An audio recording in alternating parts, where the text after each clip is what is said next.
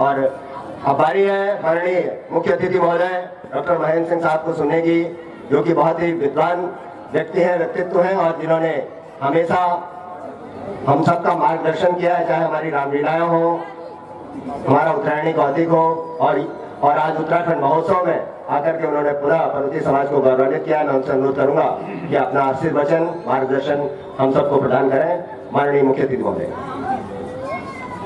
उत्तराखंड महोत्सव 2019 के इस पवित्र पावन अवसर पर अध्यक्ष उत्तराखंड महापरिषद आदरणीय मोहन सिंह मिश्र जी, आदरणीय हरीशचंद्र पंत जी महामंत्री पर्वतीय महापरिषद, आदरणीय टी.एस. मंडाल जी संयोजक पर्वतीय महापरिषद, आदरणीय दीवान सिंह जी अधिकारी, आदरणीय गणेश चंद्र जोशी जी महामंत्री पर्वतीय महापरिषद, आदरणीय नरेंद्र देवड़ी जी हमारे मित्र और भाई, सभी महापरिषद के आदरणीय पदाधिकारीगण और यहाँ पर उपस्थित हमारे सभी आदरणीय उत्तराखंड महोत्सव में उपस्थित उत्तराखंड के भाइयों और बहनों, मैं आपका हार्दिक अभिनंदन और स्वागत करता हूं।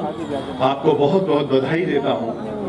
और एक बधाई का बहुत बड़ा कारण है, मुझको नहीं पता था कि इतिहास के पन्नों में क्या लिखा जाएगा, लेकिन जिस दिन हमारे उत्तराखंड का जन्मदिन हुआ और उसी दिन पता चला कि भगवान राम के पुनः जन्म की स्थापना की वो तारीख लग गई और निर्णय भी आ गया। अद्भुत क्षण है। कभी कभी मैं सोचता हूं तो देवभूमि उत्तराखंड को क्यों कहा जाता है, उत्तराखंड के लोगों की पूजा क्यों की जाती है, उत्तराखंड की वनस्पतियों को क्यों पूजा जाता है, उत्तराखंड के पर्वतों को क्यों पूजा जाता है, और उत्तराखंड की पानी, उत्तराखंड का हवा, उत्तराखंड की मिट्टी, सब कुछ अद्भुत है। मैं प्रणाम करता हूं उत्तराखंड की हवा, मिट्टी और पानी को, और उत्तराखंड के लोगों को बहुत बहुत अभिनंदन करता हूं। लगता है कभी कभी मैं सोचता हूं कि वास्तव में जब सृष्टि की रचना हुई होगी तो आप सब लोग अगर विज्ञान के विद्यार्थी होंगे तो आपको पता चला होगा, एक भगवान तुलसी ने रामचरितमानस में कहा कि क्षितिजल पावक गगन समीरा, पंच तत्व यह अधम शरीरा। हमारे मोहन सिंह जी जब बोल रहे थे तो जल के बारे में चर्चा कर रहे थे, और सृष्टि की रचना में जो पहला तत्व आया वो सबसे पहले जल आया। और लोग कहते हैं कि जब सृष्टि समाप्त होगी तो जो बचेगा वो जल ही बचेगा, जल के सिवा कुछ नहीं बचेगा। लोग कहते हैं जल है तो कल है, जल है तो जीवन है, अगर जल नहीं होगा तो जीवन नहीं होगा, जल नहीं होगा तो कल नहीं होगा। लेकिन मैं आपसे कहना चाहता हूं, जल के बाद इस सृष्टि की जब रचना हुई तो जिन पहाड़ियों में आप बसते हैं, जिसको हम लोग देवभूमि कहते हैं, हिमालय की उन पहाड़ियों की तरफ जब मैं जाता हूं तब मुझको लगता है कि पहाड़ियां कैसे निर्मित हुई। तो आज से 1,98,58,85,120 वर्ष पहले सूरज की पहली किरण जब धरती पर आई थी तो वह पहला दिन रविवार था, और सूरज की किरण धरती पर पहुंचते ही जो मिलन हुआ, तो मिट्टी नहीं थी उस समय, पानी से मिलन हुआ। और जब सूरज की किरणों का मिलन जल से हुआ तो जल और पानी के बीच में जब वायु आई और इन तीनों तत्वों का निर्माण हुआ, तब इस धरती का निर्माण हुआ। और धरती के निर्माण के बाद हम सब जानते हैं, अग्नि, आकाश, धरती, जल, और इन सब की जब चर्चा करते हैं तो हमारा जो शरीर है उस शरीर में भी हम लोग मानते हैं कि 71 से 72% जल है। और जब व्यक्ति इस दुनिया से जाता है तो जो खून है वो भी जल में परिवर्तित हो जाता है, यानी अंत में अगर शरीर में कुछ बचता है तो केवल जल ही बचता है। और सृष्टि के शुरुआत में व्यक्ति की उत्पत्ति भी जब होती है तो एक जल की बूंद से ही व्यक्ति का सृजन भी होता है, और व्यक्ति जब जाता है तो जल ही बचता है। यानी जल है तो कल है, और जल नहीं है तो कल नहीं है, और जल ही है तो जीवन है। और इसलिए मैं कभी कभी सोचता हूँ कि सतयुग बीत गया 17,28,000 वर्षों का, हमारा त्रेता बीत गया 12,96,000 वर्षों का, द्वापर बीत गया 8,64,000 वर्षों का, कलयुग के 5,120 वर्ष बीत चुके, 6 मनवंतर बीत चुका, 7वां मनवंतर चल रहा है, 7वें मनवंतर की 28वीं चतुर्युगी चल रही है, 28वीं चतुर्युगी का कलयुग चल रहा है, कलयुग का प्रथम सोपान चल रहा है। तब भी मेरा उत्तराखंड था, आज भी मेरा उत्तराखंड है, और आगे भी मेरा उत्तराखंड रहने वाला है। और इसलिए जल की जब चर्चा होती है तो जल तो आज भी गंगा जो प्रवाहित हो रही है वो उत्तराखंड के हमारे गंगोत्री से ही प्रभावित हो रही हैं। सदैव जल वहां से निकलता रहता है और गंगा मैया पूरे दोआब क्षेत्र को और पूरे गंगा बेसिन को सिंचित करती रहती हैं। मैं आपसे कुछ आंकड़े शेयर करना चाहता हूं। ये उत्तराखंड महोत्सव है। उत्तराखंड के जन्म दिवस के अवसर पर हम लोगों ने 9 तारीख को शुभारंभ किया। लोगों ने कहा कि योगी ने कहा और लोगों ने सोचा कि भगवान राम आ क्यों नहीं रहे हैं। हमने कहा भगवान राम कैसे आएंगे, अब भगवान राम को लाने के लिए क्या चाहिए। तो कहें उत्तराखंड के दोनों मुख्यमंत्री यहाँ भी बैठे वहां पर बैठे, एक संजोग बने। उसके बाद लोगों ने कहा कि राम जब आए थे त्रेता में तो पुष्पक विमान से आए थे, अब राम देख रहे हैं कि हमको कोई पुष्पक विमान से लाता नहीं, तो योगी जी ने फिर हेलीकॉप्टर से भगवान को फिर से विमान से अवतरित किया। फिर दीपोत्सव योगी जी ने शुरू किया, तो उन्होंने 3,51,52 दीपोत्सव पहली बार किया।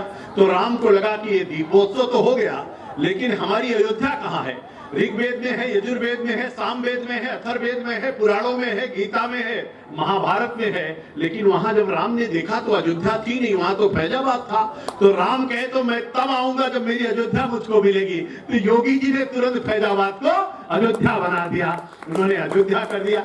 उसके बाद फिर क्या हुआ, दिया तो जलाया गया, अयोध्या बन गई, लेकिन दिया कुछ कम रह गया था। तो योगी जी ने अगली बार 6 लाख दिया जला दिया और भगवान राम सीधे प्रकट हो गए। कहने अब इतना दिया जलाने के बाद तो हमको आना ही पड़ेगा। निर्णय हो गया। अब निर्णय कितनी तारीख को हुआ, अब इसका भी संयोग देखिए, 9 तारीख को हुआ और 9 तारीख को हमारा उत्तराखंड का भी निर्णय हुआ और 9 तारीख को हमारे भगवान श्री राम का भी निर्णय हुआ। एक अद्भुत संयोग है और इसलिए मैं कभी कभी सोचता हूं, मेरे मन में आता है, मैं कहता हूं आज गंगा गोमती के तट पर हम लोग विराजमान हैं। एक अद्भुत संयोग है, एक सुखद संयोग है और उसको लेकर के हम सब लोग आगे बढ़ेंगे। मोहन जी, आपने बहुत अच्छी बात कही है कि जल का संकट हो रहा है, लेकिन जल के संकट को हम सब लोग मिलकर के दूर करेंगे। राजेंद्र सिंह जी लगे हैं, मोहन जी लगे हैं, हम लोग लगे हैं और आदरणीय नरेंद्र भाई मोदी ने सभी प्रधानों को चिट्ठी लिख करके भी कहा है और इसलिए इसका काम को करेंगे। जब 1951 में पहली जनगणना हुई थी तो 36 करोड़ लोग भारत में थे। आज की जो 6 अक्टूबर को 2019 में जो परसेप्शन आया है, जो संभावना आई है कि कितनी होगी, तो उसके आधार पर लोगों ने कहा 130 करोड़ लोग अब लगभग हो चुके हैं। 1951 में जब हम 36 करोड़ थे तब हमारे लिए जल उपलब्ध कितना था, 5118 घन मीटर प्रति व्यक्ति उपस्थित था। आज की पॉपुलेशन को कैलकुलेट करके देखें, अब हमारे लिए जल कितना उपलब्ध है, 1113 घन मीटर बचा, यानी 5000 से घट करके 1000 पर हम लोग आ गए। विश्व की भी जनसंख्या, भारत की जनसंख्या, उत्तर प्रदेश की जनसंख्या तेजी से बढ़ रही है और इसलिए पीने का पानी कहां से मिलेगा, उसका हम लोग सृजन करेंगे, संकल्प लेंगे। स्थापना दिवस के अवसर पर बहुत अच्छी बात आपने कही है, हम सब लोग मिलकर के इसके लिए काम करेंगे। आपको बहुत बहुत बधाई, ढेर सारी शुभकामनाएं। प्रभु से प्रार्थना है कि ऐसे हम लोग हंसते रहें, मुस्कुराते रहें, चलते रहें, चलाते रहें। जलते हुए दिया से मैं कहना चाहता हूं कि कल्याण आरोग्यम धन संपदा सत्यपति विनाशाय दीपक ज्योति नमोस्तुते। दीपक ज्योति प्रभु महादीपक ज्योति नादना दीपो हरत में पापम दीपक ज्योति नमोस्तुते। आप सबका ललाट ऐसे चमकता रहे, आप हंसते रहे, मुस्कुराते रहे, उत्तराखंड महोत्सव मनाते रहे, आगे बढ़ते रहे। ढेर सारी शुभकामनाएं, बहुत बहुत बधाई, धन्यवाद, नमस्कार। और उत्तराखंड महापरिषद की पत्रिका उत्तराखंड दर्पण, जिसका विशेषांक जल संरक्षण है, भेंट कर रहे हैं हमारे अध्यक्ष मोहन सिंह बिष्ट जी। और जोरदार तालियां इस अवसर पर। और जल शक्ति विभाग के कैबिनेट मंत्री माननीय डॉक्टर महेंद्र सिंह जी, और ये जल संरक्षण का विशेषांक उन्हें भेंट किया गया और उनका एक बार पूरा हार्दिक स्वागत और अभिनंदन, नमन कि उन्होंने अपने व्यस्ततम कार्यक्रम में से इस कार्यक्रम को हम सबको अभिसिंचित किया अपनी वाणी से। और उनके जैसा विद्वान व्यक्तित्व इस कार्यक्रम में आया, ये हम सबके लिए बड़े ही सौभाग्य की बात है। और देवभूमि उत्तराखंड के सभी देवों का यह आशीर्वाद है कि ऐसा व्यक्तित्व आज हमारे इस कार्यक्रम में मुख्य अतिथि के रूप में रहा। उन्हें पुनः पुनः नमन करते हैं उनकी गौरवमयी उपस्थिति को।